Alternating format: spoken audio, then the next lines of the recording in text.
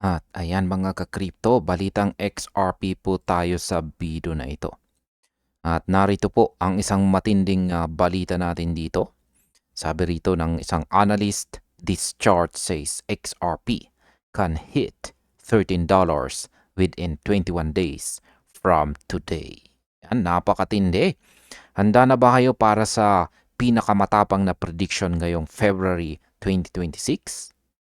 Ayon po sa isang tanyag na analyst, may isang chart na nagsasabing si XRP ay posibleng pumatak sa $13 sa loob lamang ng 21 araw o 21 days. Kaya March 11 po ang deadline. Kaya ito na nga ba ang great breakout? Ang analyst po dito ay si CryptoBull at siya po ang naglabas ng isang pasabog na projection. Sinasabi niya na si XRP ay kasalukuyang sumasalamin sa 2017 bull cycle. Dito po sa kanyang chart na ibinahagi rito, mayroong mga converging trend lines na nagtuturo sa isang napakabilis na price expansion. At ang target ay isang matayog na $13. Oo mga ka-crypto, alam ko po ang inyong iniisip. Halos 800% o 800% plus. Yan, natalon po yan mula sa kanyang kasalukuyang presyo ngayon. Kaya mukhang imposible. Pero sa crypto, ang imposible ay mas nagiging reality sa isang iglap lamang. Ngayon ay tignan po natin ang detalye. Si XRP ay gumagalaw po sa loob ng isang ascending formation sa 3-day time frame. Ayon po sa analysis, ang presyo ay papalapit na sa tinatawag na decisive technical moment. Kapag nabasag po ang upper boundary nito, wala nang preno ang pag-akyat nito patungong $13. Wala na rin pong mga intermediate targets na binanggit. Direkta agad sa double digits. Ang momentum na ito ay hango po sa Elliott Wave Formation na naganap din noong sumabog sa XRP halos isang dekada na ang nakalipas. Pero totoo nga ba ito o drawing lamang? Sa kasalukuyan, si XRP po ay naglalaro sa mid $1 range.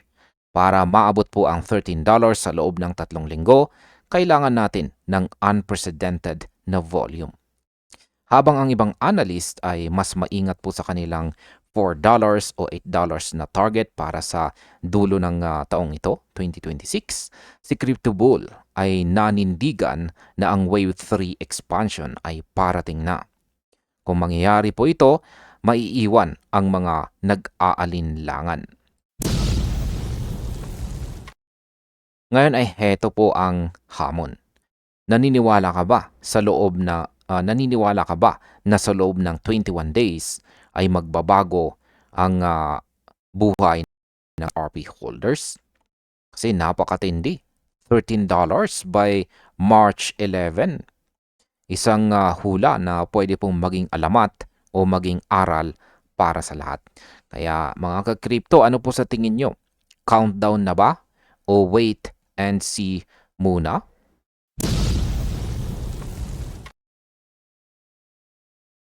At ayan, ito naman ang ating kasunod na matinding balita rito. Sabi rito ay new HSBC leak. SWIFT already using XRP. Yan, may malaking pasabog po na kumakalat ngayon dito sa mundo ng finance. Isa pong leak di umano mula sa HSBC ang nagpapakita na ang SWIFT, ang dambuhalang network na nagpapatakbo ng global bank transfers, ay gumagamit na raw ng XRP.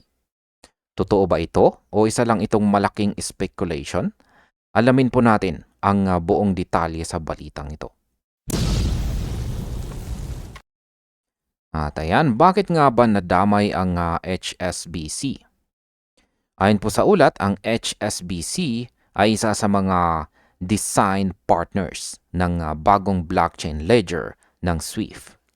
Pero ang mas matindi po rito, ang HSBC ay gumagamit na ng teknolohiya ng Metaco, isang kumpanya na binili mismo ng Ripple noong taong 2023. Isipin po ninyo yan, ang bangkong tumutulong sa SWIFT ay may infrastruktura na gawa ng Ripple. Mahirap nang baliwalain ang ganitong klaseng koneksyon, lalo na't usapang bilyong-bilyong dolyar ang dumadaloy sa cross-border payments.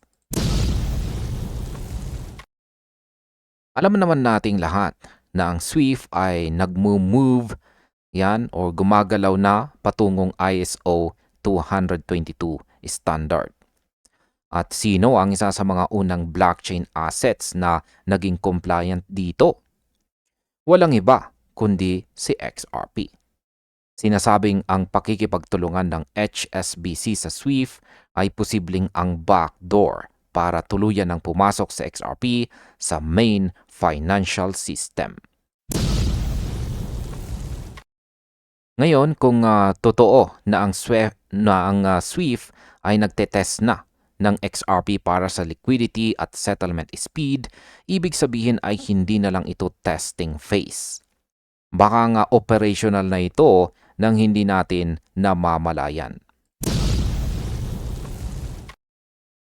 Ngayon, kamakailan lang ay may mga prediction na si XRP ay pwedeng kumuha ng hanggang 14% ng total volume ng SWIFT sa loob ng susunod na 5 taon. Nakakatawa para sa mga skeptics, pero para sa mga institutional players, napakalaking tipid nito sa fees at oras. Ang leak na ito ay nagbibigay ng dagdag na kumpiyansa na si XRP ay hindi lang basta crypto, kundi ang bagong global bridge currency.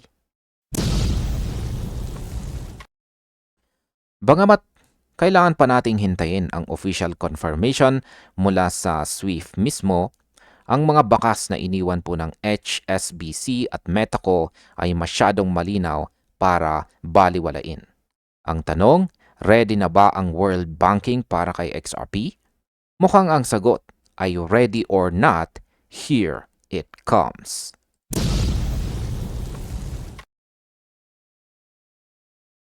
Sabi naman sa balitang ito ay expert explains how XRP will power the world. Ayan, naisip nyo na ba kung bakit gano'n na lang katindi ang kapit ng mga holders kay XRP? Hindi lang ito dahil sa presyo, kundi dahil sa papel nito sa hinaharap ng ating mundo. Ngayon pong February 2026, isang expert analysis ang lumabas na nagpapaliwanag kung paano magiging fuel o gasolina sa XRP para sa buong global economy. Aminin po natin, ang lumang sistema ng pagpapadala ng pera ay mabagal at magastos. Pero kung nagpapadala ng sulat sa pamamagitan po ng kabayo sa panahon ng internet, yan, para ka pong nagpapadala ng sulat sa pamamagitan ng kabayo sa panahon ng internet. Dito po pumapasok sa XRP. Ayon po sa mga eksperto, sa XRP ay dinisenyo hindi lang para maging pera, kundi para maging bridge asset. Ibig pong sabihin, ito ang magiging tulay para mailipat ang bilyong-bilyong dolyar sa pagitan ng mga bansa sa loob lang ng 3 segundo. Habang ang ibang coins ay busy po sa paggawa ng mga memes, sa XRP naman ay busy sa pakikipag-usap sa mga central banks. Alam nyo ba na mayroong mahigit $27 trillion na nakatenga sa mga Nostro at saka Vostro accounts sa buong mundo? Pera ito na hindi po magamit-gamit dahil kailangang maging ready para sa mga cross-border payments. Sinasabi po ng mga expert na kung gagamitin sa XRP, mapapalaya ang $1 trillion na ito. Sa XRP po ang magsisilbing universal liquidity hub na magpapagana sa ekonomiya ng bawat bansa. Isipin po ninyo ang impact niyan sa demand. Kapag ang mga bangko na ang gumamit, hindi na ito usapang hype, kundi usapang utility. Marami po ang naniniwala na si XRP ang magiging pundasyon ng bagong digital financial system. Dahil po sa bilis, mura at scalability nito, kaya nitong i-handle ang volume ng buong mundo. Sabi po ng expert, hindi lang ito tungkol kay Ripple. Ito po ay tungkol sa XRP Ledger na magpa-power sa central bank digital currencies o CBDCs. Parang sinabi na rin na si XRP ang magiging bagong internet ng pera. Pero kung dati ang internet ay para po sa impormasyon, si XRP naman ay para sa value. Ngayon ang tanong ay hindi na kailan magmumun, kundi handa na ba ang mundo? Ang pag-power sa global economy ay isang mabigat na responsibilidad at tila si XRP lang ang may sapat na lakas para gawin ito. Handa ka na bang maging bahagi ng global reset na ito?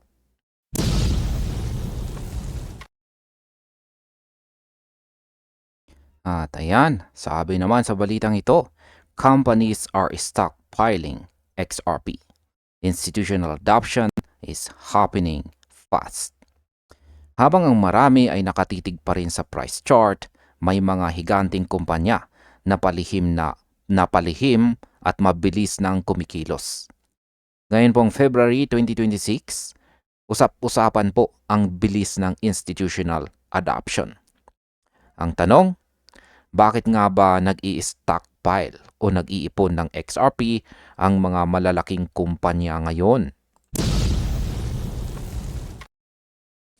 Ayan, ayon po sa report, hindi na lang retail investors ang nagpapatakbo ng volume. Ang mga institutions ay nagsisimula na pong bumili ng XRP ng maramihan. At bakit? Dahil po sa regulatory clarity at sa bilis ng XRP Ledger pagdating sa cross-border settlements. Isipin po ninyo mga ka-crypto, imbis na dumaan sa mabagal na sistema ng lumang bangko, mas pinipili na nila ang on-demand liquidity na hatid ni XRP. Akala nyo ba para sa atin lang ang HODL? Pati ang mga kumpanya natuto na ring mag-ipon para sa kanilang future treasury. Ngayon ay dito po nagiging exciting ang usapan. Kapag ang mga kumpanya ay nagsimulang mag-stockpile, nababawasan po ang supply na available sa mga exchanges. At alam natin, ang batas ng economics, ang batas po ng economics, kapag bumababa ang supply pero tumataas po ang demand mula sa mga bilyonaryong kumpanya, may malaking epekto ito sa presyo sa hinaharap. Ngayon ay hindi lang ito basta hype. Ito ay strategic move ng mga kumpanyang ayaw mapag-iwanan sa bagong digital economy. Ang bilis ng adoption na ito ay hindi pa nakikita sa mga nakaraang taon. Ngayon ay bakit si XRP at hindi ibang coins? Ang kasagutan po sa katanungan na yan ay dahil sa utility. Ginagamit ito ng mga kumpanya para sa real-world payments, hindi lang para sa speculation. Sa bawat transaction na ginagawa ng mga institusyong ito, lalong tumitibay ang pundasyon na XRP sa global financial system. Habang ang iba ay nagdadalawang isip pa, ang mga smart money ay busy na sa pag-fill up ng kanilang mga digital vaults. Sila po ang naglalagay ng tunay na halaga sa network na hindi po basta-basta matitibag ng FUD o FUD or Fear, Uncertainty, and Doubt. Ang katotohanan, ayan, ang institutional adoption ay hindi na lang paparating. Nandito na ito at nangyayari na ng napakabilis. Kapag ang mga kumpanya na ang nag-iipon, alam mong may malaking pagbabagong magaganap. Handa na ba ang market sa supply shock na idudulot nito?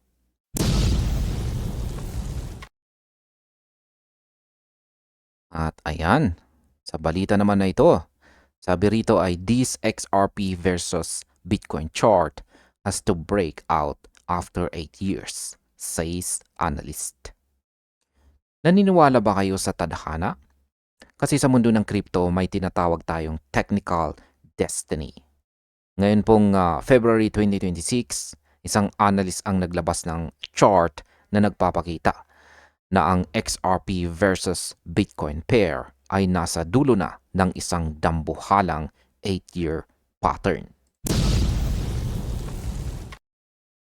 Isipin po ninyo ito mga ka-crypto.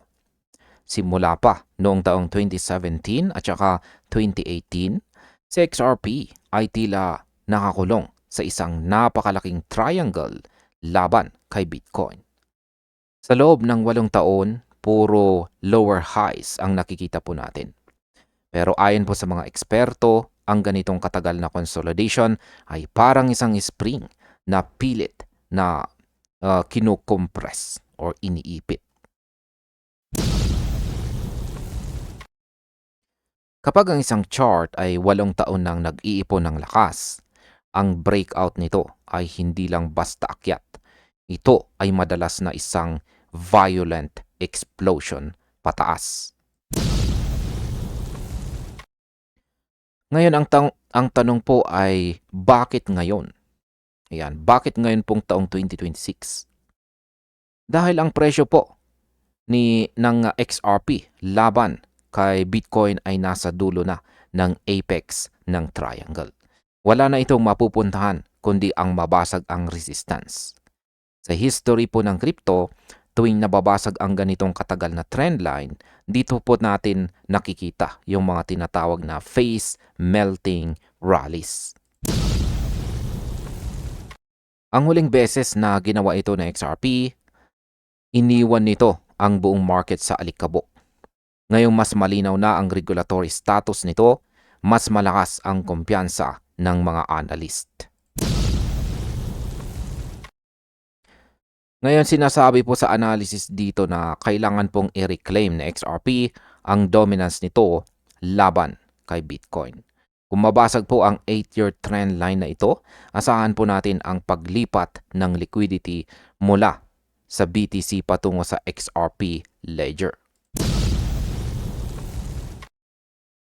Ngayon, akala po ng marami ay tulog na itong sa XRP, pero baka nakakalimutan nilang ang pinakamatagal na sideways movement ang nagbibigay ng pinakamalaking return sa huli. Ang volume po ay nagsisimula na ring magparamdam. Sinyales na ang mga smart money ay nakapwesto na. Ngayon, ang masasabi ko po rito ay ang 8 years na paghihintay ay hindi po biro. Pero ang chart ay hindi po nagsisinungaling. Malapit na ang huling hudyat para po sa XRP versus Bitcoin breakout.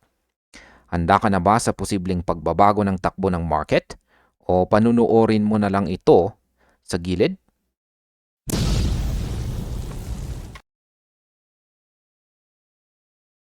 At ayan, sabi naman sa balitang ito, XRP approaches critical support as monthly RSI resets.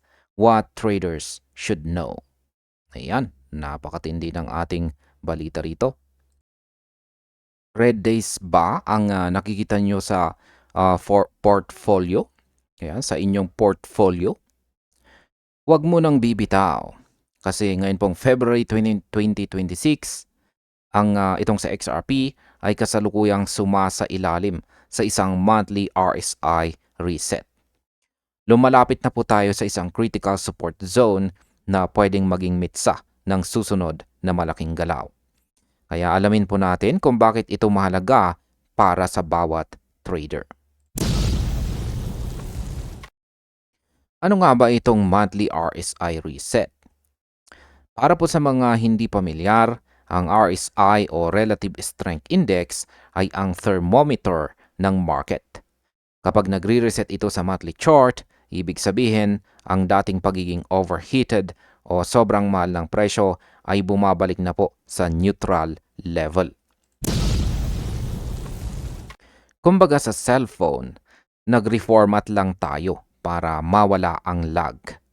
At sa kasaysayan po ng XRP, ang ganitong monthly reset, ang ganito pong monthly reset ay madalas na sinusundan ng isang matinding bullish trend dahil malinis na po ulit ang momentum ng mga buyers. Pero bago po ang saya, may kaba. Kasalukuyang tinitest po ni XRP ang support level sa paligid ng $1.40 hanggang $1.43. Ito ang linyang dapat bantayan ng lahat. Bakit? Dahil kapag nabasag po ng presyo ang dito sa ibaba, baka masilip po natin ang mas malalim na retracement patungong $1.30 o baka mas mababa pa. Ngunit kung ang mga bulls o mga buyers ay matagumpay na madepensahan ang $1.40 zone na ito na po ang magiging launch pad para sa panibagong attack o atake patungo po sa higher resistance levels. Ngayon ay bakit parang walang bumibili? Sa totoo lang, habang marami ang nagre-retail panic, ang data ay nagpapakita na ang mga whales o yung mga may hawak ng bilyong-bilyong XRP ay patuloy lang sa kanilang accumulation. Habang ang RSI ay nasa oversold o neutral territory, ito po ang paboritong pagkakataon ng mga institutional investors na pumasok ng hindi po masyadong napapansin. Sila ang nag-aabang sa bounce mula sa critical support na ito. Ngayon ay eto na po ang mahalagang tanong. Mag-hold ba? Or mananatili kaya ang $1.40 support? Ang monthly RSI reset ay isang malakas na indicator. Pero kailangan natin ng kumpirmasyon sa price action sa mga susunod na araw. Saan ka papanig? Sa mga nagpapanik o sa mga nag-aabang sa reset?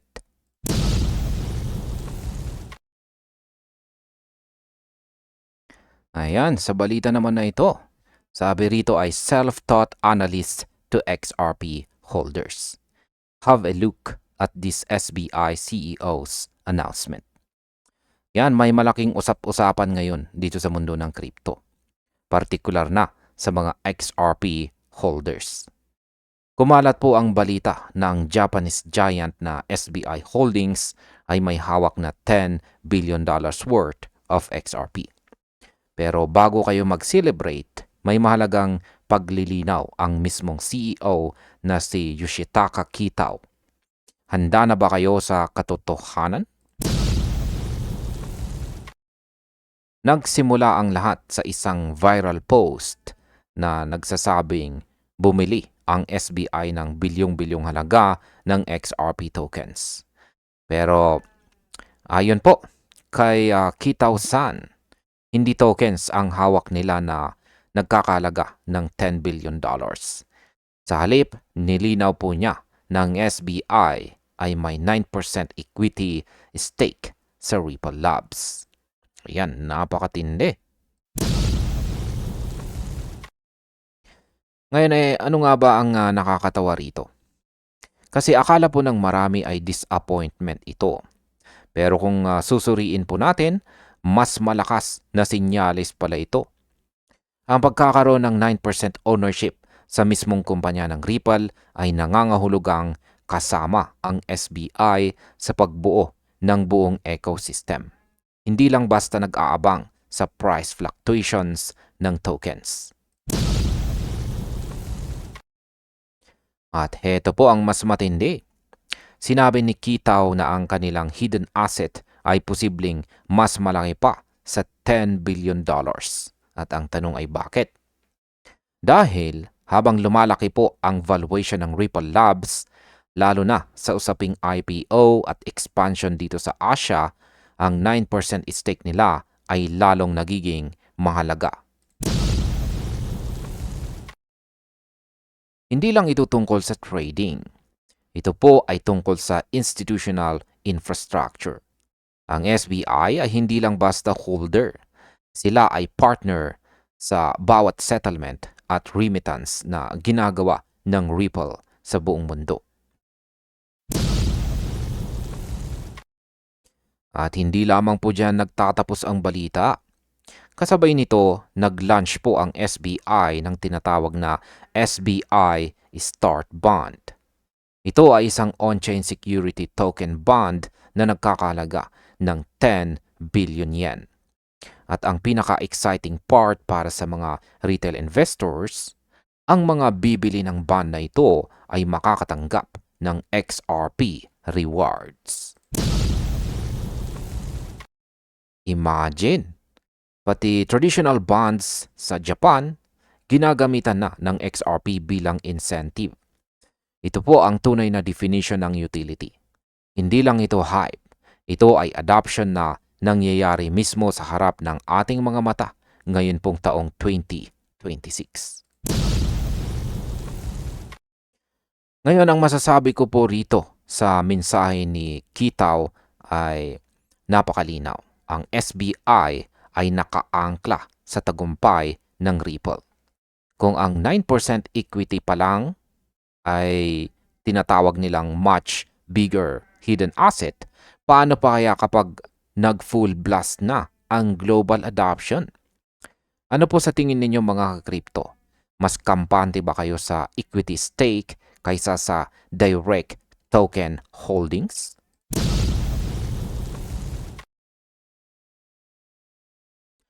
Ayan, sabi naman sa balita natin na ito, crypto proponents says Clarity Act is huge for XRP. And here's why. Sawa na ba kayo sa regulatory uncertainty?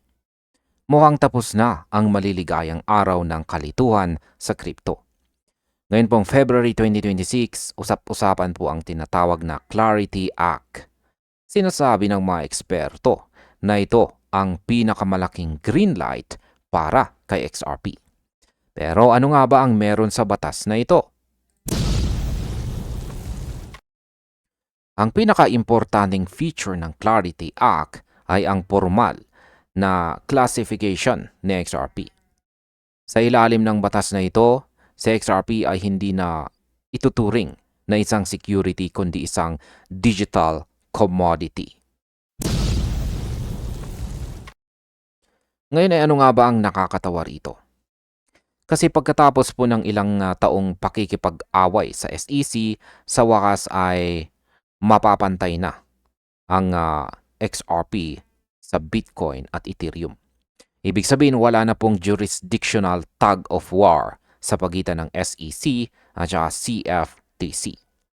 Kapag commodity ka, mas maluwag ang rules at mas madaling pumasok ang mga institution. Sabi nga ni Ripple CEO Brad Garlinghouse, may 90% chance na maipasa ang batas na ito bago pumatapos ang April 2026. Kapag nangyari po yan, asahan po ang pagpasok ng institutional capital. Ang mga pension funds, sovereign wealth funds at malalaking bangko na dati ay takot kay XRP dahil po sa mga legal issues ay magkakaroon na ng statutory certainty. Yan, statutory certainty. Isipin po ninyo ang bilyong-bilyong dolyar na naghihintay lang sa gilid. Handang pumasok kapag naging malinaw na ang batas. At hindi lang po yan mga ka-crypto. Ang Clarity Act ang magbubukas ng pinto para sa mas maraming spot XRP ETF. Simula po noong late 2025, nakakita na po tayo ng bilyong dolyar na inflows. Pero simula pa lamang po yan. Sa bagong batas, ang XRP ay pwedeng i-integrate ng mga bangko sa kanilang core operations nang walang takot na mademanda. Ngayon ay sino ba namang mag-aakala na ang dating kontrabida sa mata ng gobyerno ay magiging pundasyon na ng bagong financial infrastructure? Ngayon, ang masasabi ko po rito ay ang Clarity Act ay hindi lamang po tungkol sa mga rules o batas. Ito po ay tungkol sa tiwala. Kung maipapasa po ito sa April, sa XRP ay hindi na lang basta speculative token, kundi isang legal na digital asset sa mata ng US law. Handa na ba ang mga bags o wallet ninyo para sa bagong era na ito?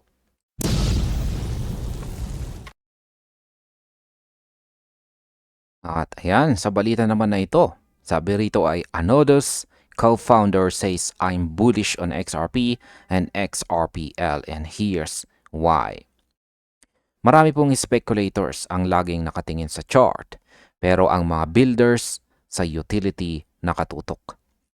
Ngayon pong February 2026, ang co-founder ng Anodos na si Panos Mekras ay naglabas ng matinding statement kung bakit siya nananatiling bullish kay XRP at sa XRP Ledger.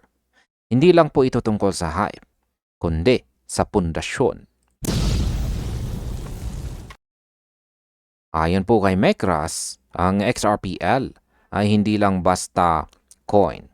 Ito po ay isang protocol na idinsenyo para sa efficiency.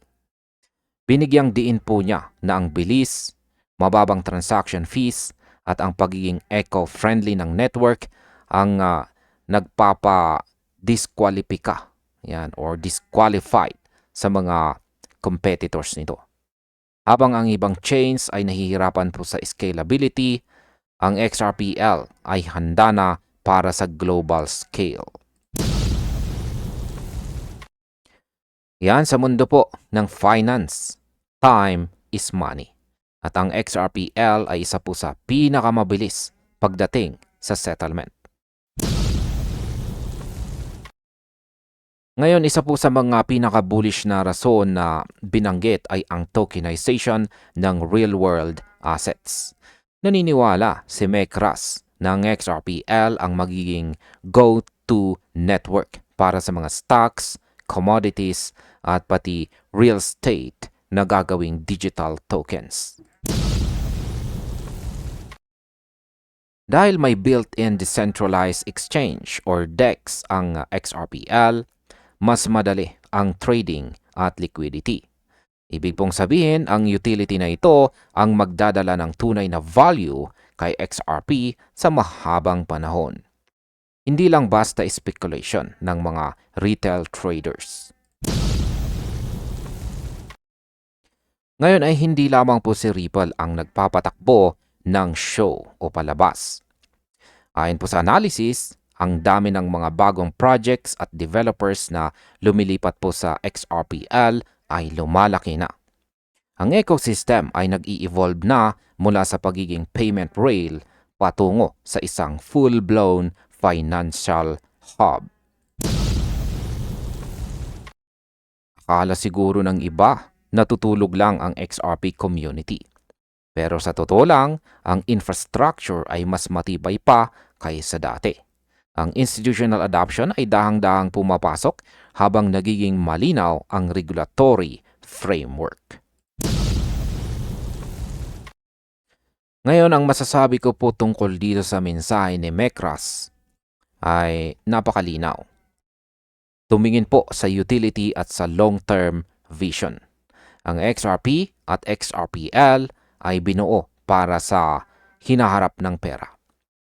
Bullish ka rin ba sa technology na ito? O presyo lang ang habol mo? Ang mahalaga po ay ang pundasyon ay nandyan na.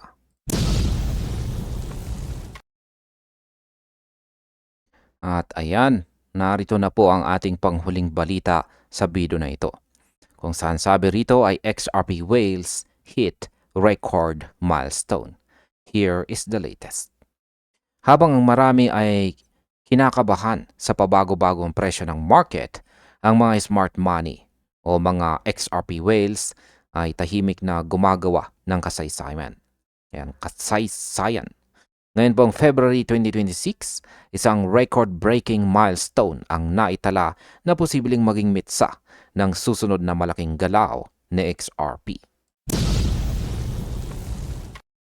Ngayon ay ano nga bang nangyari? Ayon po sa on-chain data, ang mga wallet na may hawak ng mahigit 100 million hanggang 1 billion XRP ay umabot sa isang record high. Sa katunayan, mahigit 230 million XRP ang idinagdag ng mga whales sa kanilang mga wallet sa loob lang ng 48 hours. Ngayon, habang ang iba ay nagbebenta dahil po sa takot, ang mga whales ay parang nasa buffet. Walang tigil sa paglamon ng supply. Ang ganitong kalaking accumulation ay karaniwang nangyayari bago ang isang matinding supply shock sa market.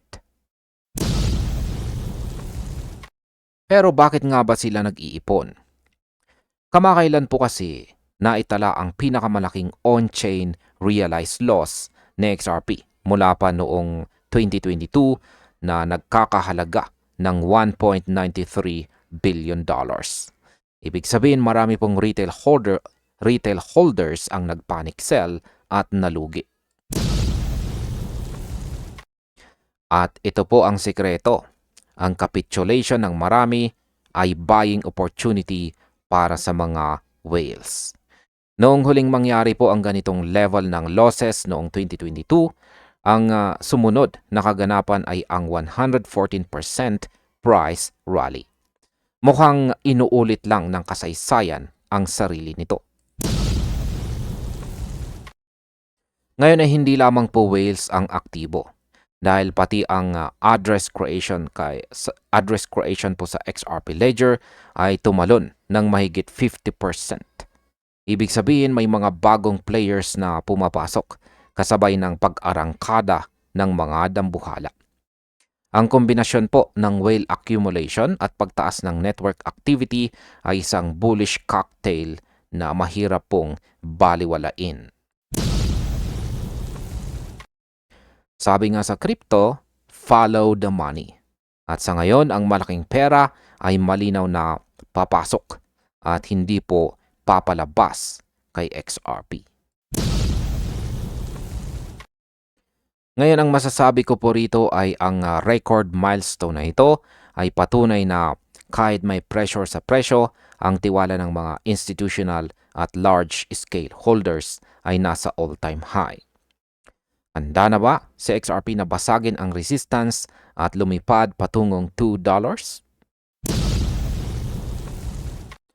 Ang mga whales ay mukhang handang-handa na. At ayun, hanggang dito na lamang po tayo sa video na ito mga ka-crypto. Marami pong salamat sa panonood.